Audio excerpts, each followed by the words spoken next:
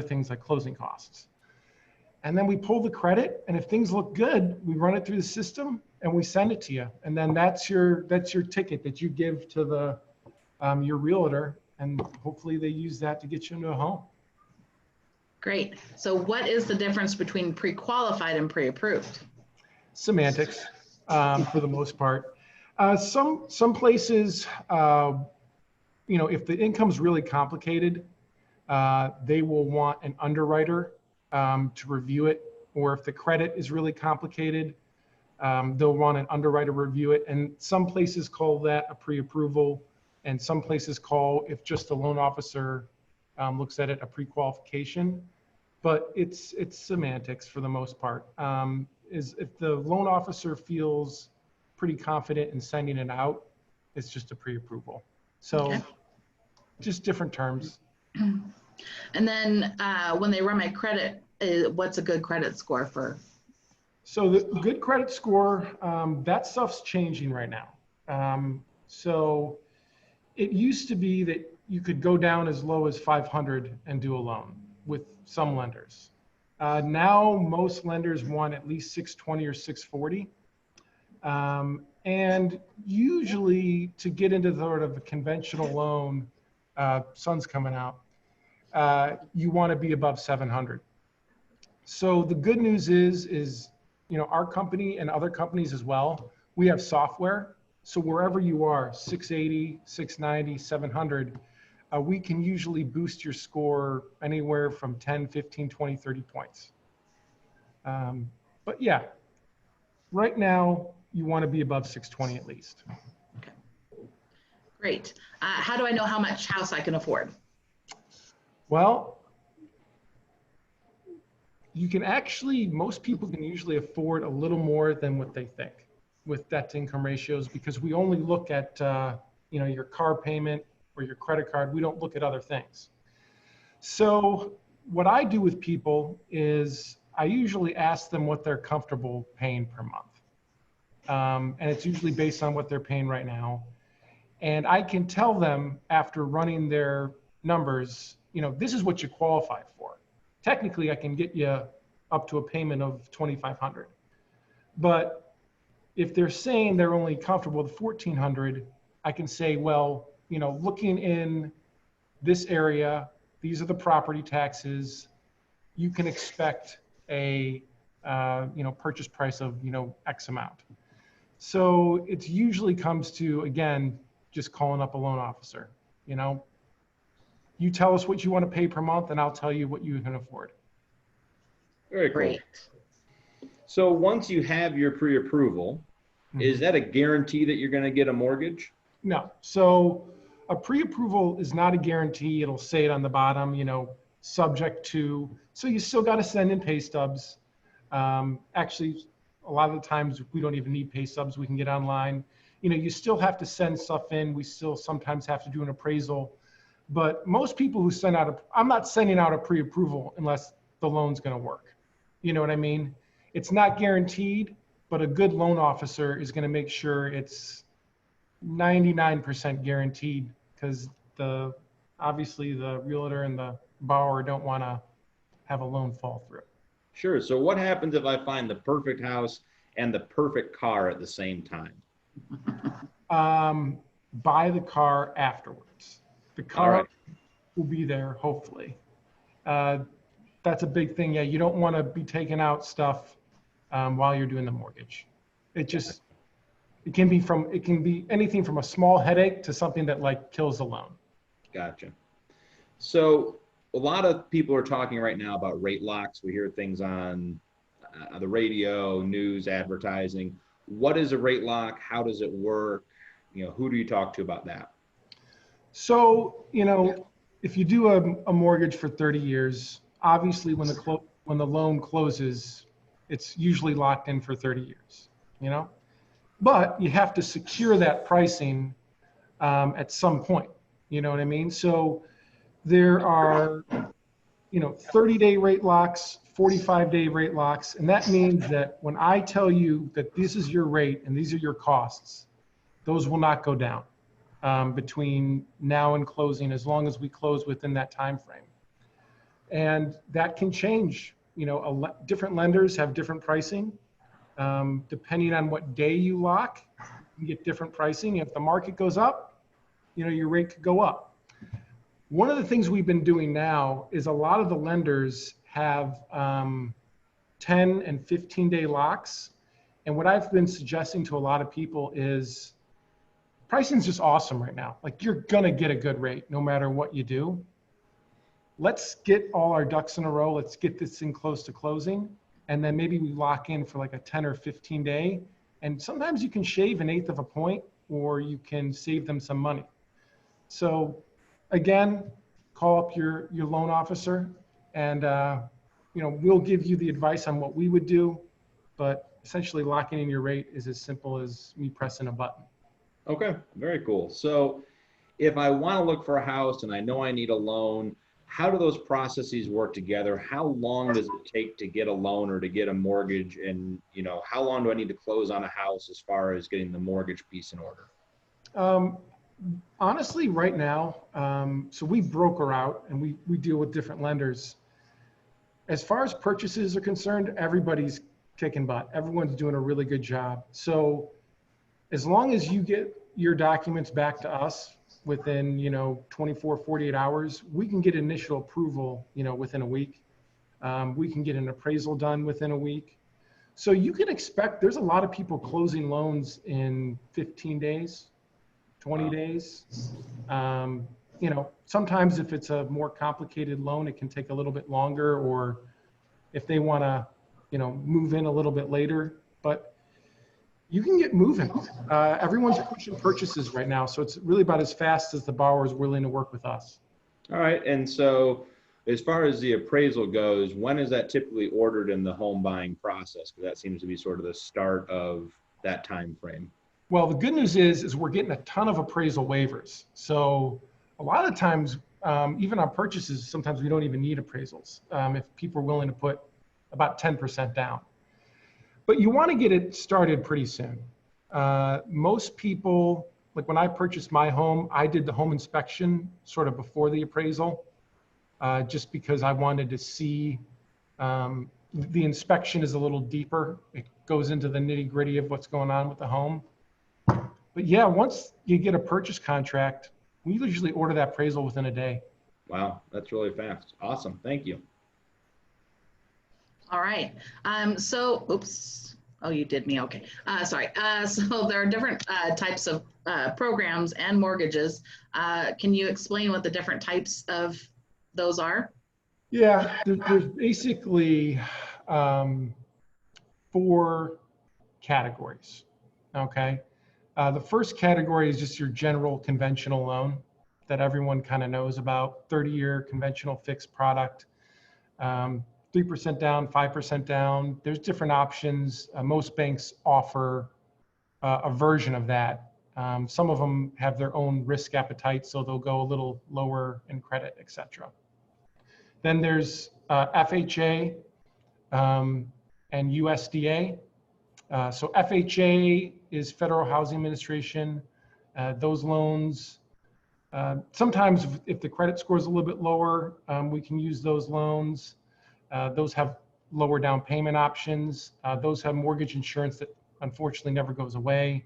USDA loans is similar to FHA, but it's for rural housing.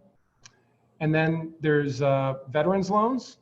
So if you're a veteran, that loan is great for purchase. So we obviously offer those. There's technically a 5th category, and it's the wildness out there of non-qualified mortgages. So all the mortgages I just talked about, they're qualified, they're kind of like regulated. And then there's a group of sort of private lenders who do portfolio loans, and that's dried up a little bit. So that's where bank statement loans for self-employed people and stuff like that. But those loans exist as well.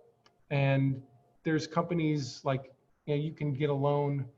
I could go down much farther, but you can get a loan from, you know, your investment company, like a pledged asset loan. But essentially conventional, FHA, USDA, and VA is what most people are going to be seeing. And then do all lenders offer the same types of? Most lenders offer pretty much everything. However, they'll have certain restrictions. So, some lenders like FHA technically will go down to 500 credit score, but no one's doing a 500 credit score FHA loan right now. People are saying, I want 640 and above. So lenders will have basically what's called overlays, where they offer loans, but maybe not every aspect of the loan. Okay, great. So let's see here. Are there different types of loans or programs for first-time home buyers? And then how do they qualify for one? So there are a lot of them. There's some Ohio-specific ones, and it's the Ohio Financing Agency, and you can get down payment assistance. There's one called the Mortgage Insurance Tax Credit, where you can actually get a portion of your mortgage insurance credited back to you off your taxes when you every year at the end of the year. So there's a website, and I can shoot that out. But you can go there and you can see if you qualify. There's income limits, so your income has to be below a certain amount. And then there are also programs for anyone who works at the hospital. So this is big for nurses, for doctors and stuff. Anyone who wants to live in the University Circle area, they can get up to a $30,000 down payment grant. So usually, if someone calls me up, we'll ask them some questions. We'll see if they might qualify for any of these programs, and we'll apply it if need be. That's great. Can you explain a little bit more about the PMI and why they have to pay it? So PMI is, if you don't put 20% down, the loan is a little bit riskier. So the lender is going to require, a little bit of insurance every month to protect them from defaults. So PMI is kind of like just paying a slightly higher rate. You know what I mean? PMI also, especially if you have good credit, doesn't matter anymore. It's cheap. It's super inexpensive. A lot of people think they need to put 20% down. Most of my borrowers, especially if your credit's over, 700, you only need to put 5-10% down. You may have to pay a little bit of mortgage insurance, but it's a small portion of your payment. The property taxes, that's going to be a bigger portion of it. So it's a little bit of insurance, and we speak with each person, and we'll let them know, how much it makes sense to put down based on what they want to pay. Okay, great. Excellent. So we're going to switch over a little bit to the cost of buying a home. The majority of those are the purchase price of the home and the lending. So we'll chat a little bit about that. We've mentioned down payments a couple times. Where can people find the money for down payment? What is a sort of a standard down payment in our market?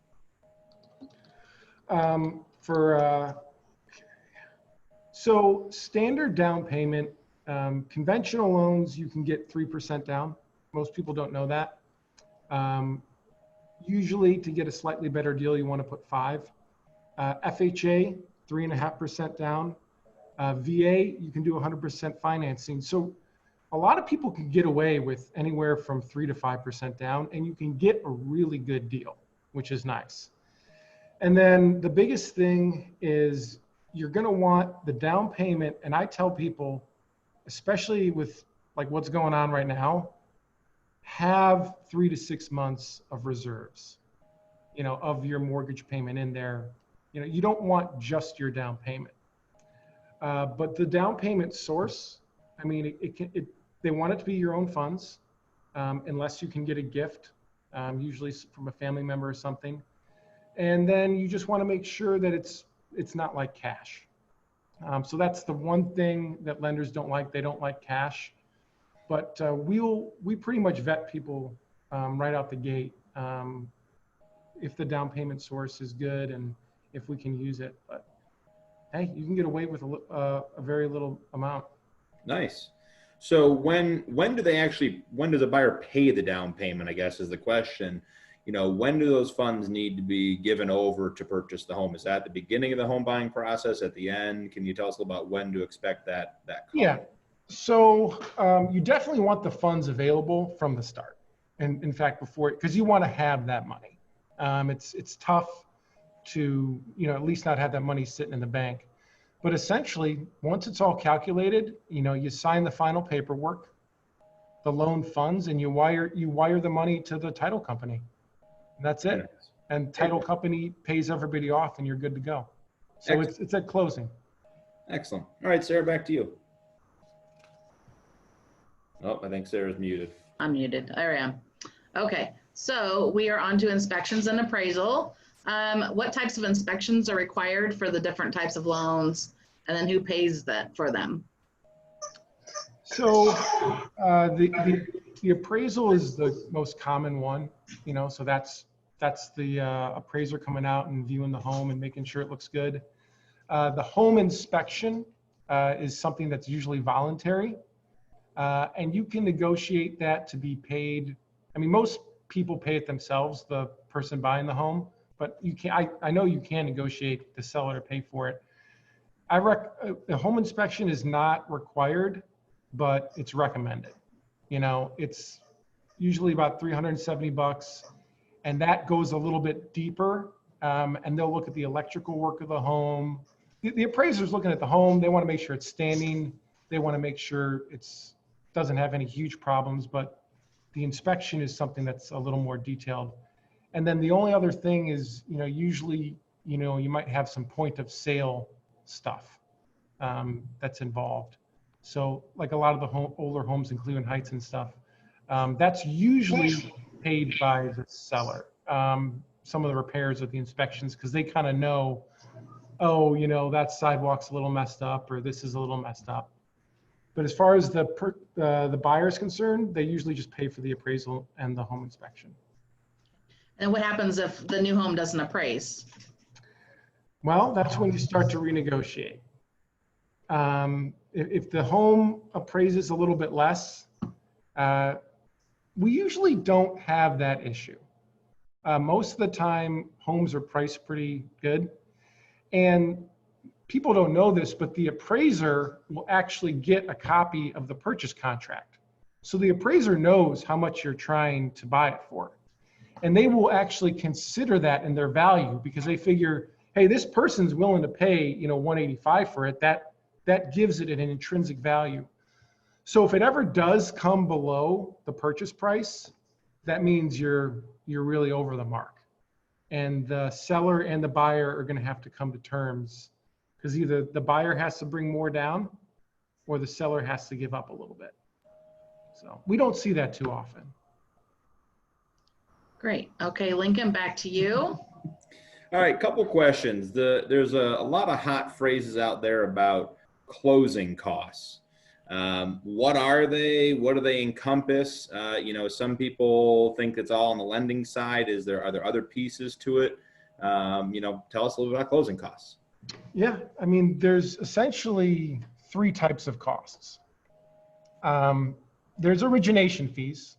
So that's the lender, processing, underwriting. Sometimes people pay points. Points can be paid, they're a percentage point of the loan. And sometimes if you want a lower rate, you can pay it down a little bit, etc. So that's the origination costs. And then there's third-party fees. So this is essentially your title work, appraisal, recording fees. You can shop around for that. You can shop around for whatever mortgage company you want to use, and you can also shop around for whatever title company you want to use. Most title companies are going to be relatively the same, and usually your realtor will have someone that they work well with. And I've never met a realtor in the area that had title fees that were that expensive. Everyone's trying to work to get your fees down for the most part. And then the last stuff is just escrow. So you got property taxes that are due in June and December for Cuyahoga. You need some money up front for that. The good news about working in Ohio and Cuyahoga County is you usually get a rebate, a proration from the person living in the home. So they've been living in the home for like 6 months, so you get that credited back. But the buyer is going to have to figure that there's origination fees and title work. That total can range anywhere from, $2,500 to $5,000, depending on how big the home price is and where you want your rate and stuff like that. That's what's to be expected. And that's in addition to the down payment. That's in addition to the down payment, and closing costs can't be rolled in. So they have to be paid out of pocket. And we make people aware before purchasing, you're going to have to come up with some costs as well. Okay, excellent. So as the loan comes to a close, I've been told I'm going to be getting a closing disclosure. Mm-hmm. Sort of what is that? When does it come out? What does it mean? And what do I do with it? So it's all about visibility.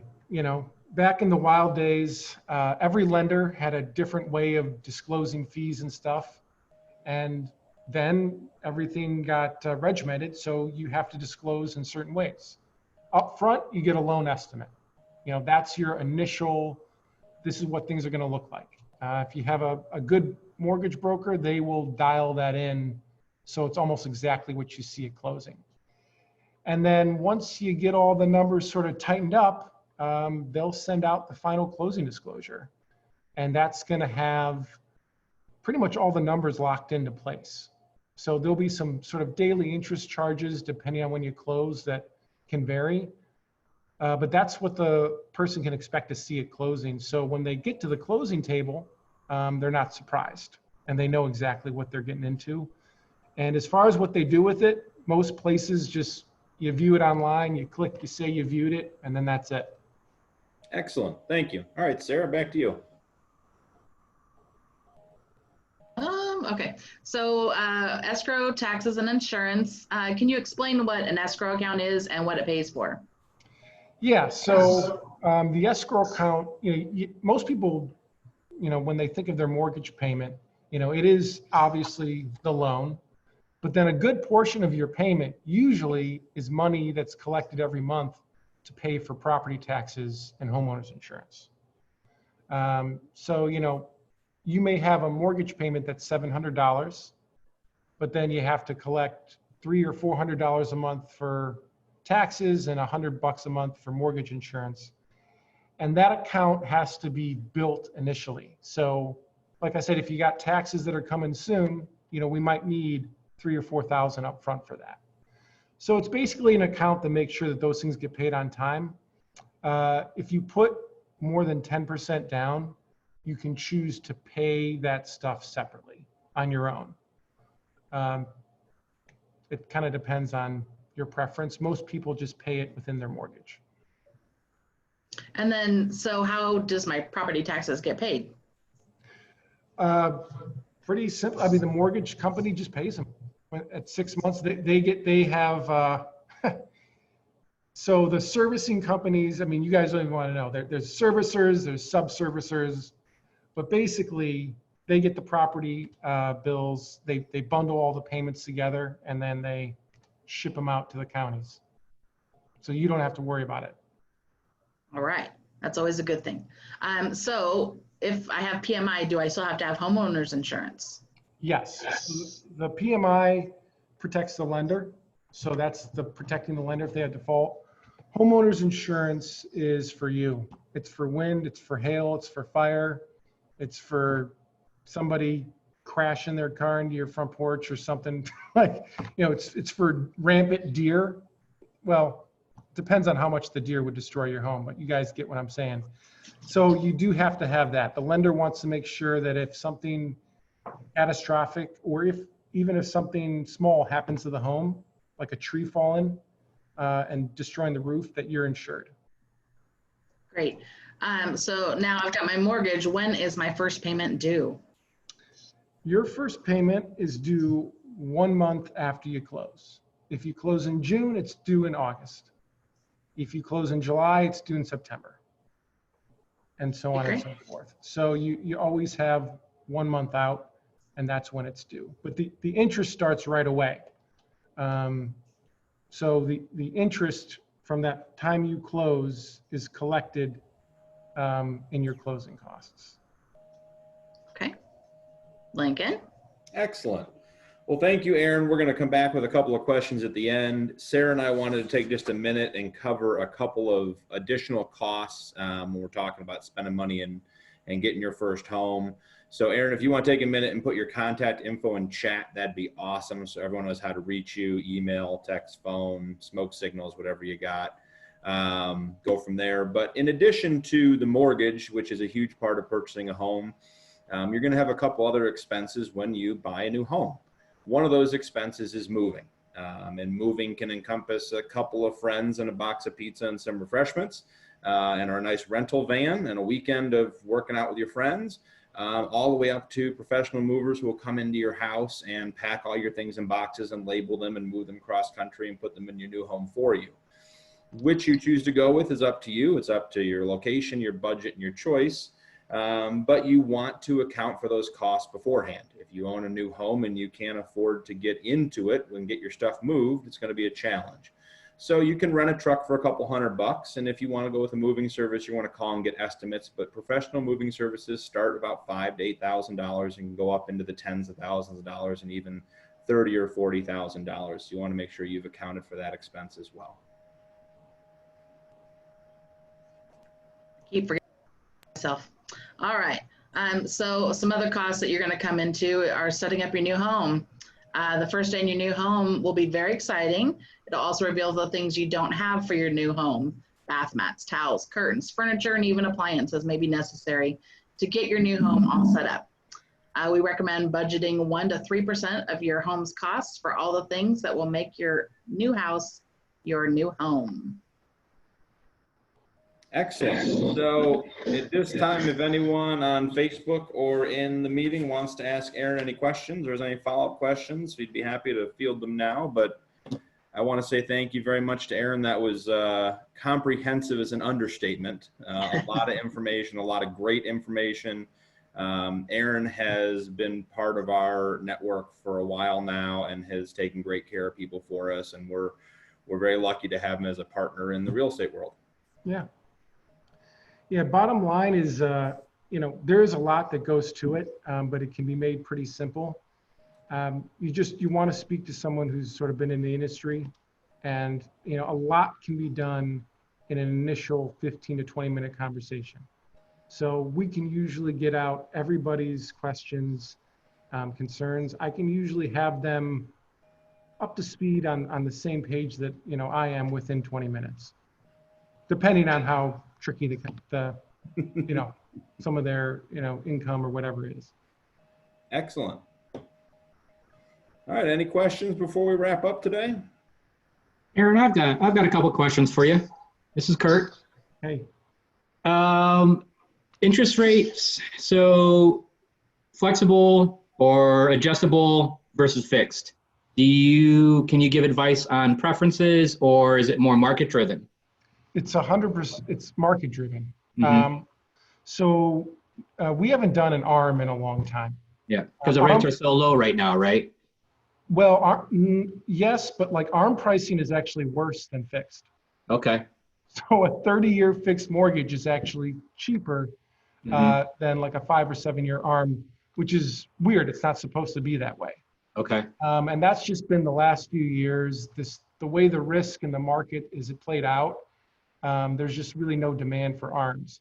Now, when I was first in the industry, it used to be a 30-year fixed, was a 4.5%, and a 7-year ARM was a 3.5%. Okay. So all of a sudden, you're like, well, heck, I might as well just lock it in for only 7 years. I can deal with what happens. There's things in place to make sure that the ARM doesn't go crazy on you. But that's not really the case anymore. Right now, the 30-year fixed rates are just smoking anywhere you go, and that's what people have been doing. Excellent. With PMI, can you build a little bit of equity, or after you build a little bit of equity, does that drop off, or can you drop PMI, or does that just stay with you for the entire length of the loan? So you usually have to pay it for 1 year, okay, at least. Some places are 2 years. But in general, once you get to 78% loan to value, it'll fall off. And you can get that multiple ways. You can just pay the home down to that value. After that initial year or so, you can request a new appraisal. And you can submit that to the mortgage insurance company. Or the third option is you can refi. So I had a buddy, for example, who did 15% down a couple of years ago. And he got an interest rate and he was paying mortgage insurance. And we did a refi recently for him. And values in his area went up. So we were able to get a higher value. And we didn't even do an appraisal. I just submitted a higher value into the system that accepted. His PMI was gone. So if you have good credit, there's no reason to put 20% down. You can do, in fact, if you put 15% down, you can actually get a slightly better interest rate than if you put 20. That's interesting. Because the PMI is there and it protects the lender. So it actually makes the loan a little less risky. So people don't realize, wow, I could put 15% down, pay 20 bucks in PMI, which is like nothing. Right. And maybe get a better rate. I get it. Cool. Thank you. All right. Any other questions? I checked Facebook. We're good there. Anybody else before we wrap up? All right. Excellent. Well, I know Aaron, we chatted earlier. If anyone wants sort of Aaron's notes or anything on the talk today, if you want to drop your email in the chat box, we can get those to you. We also have our home buyer's guide if you want to receive that. And we can go from there. But otherwise, great session, everybody. Thank you, Aaron. Thank you, Sarah. And we look forward to seeing you guys again next week. Cool. Thanks, everyone. Hey, All right, you guys have a good night.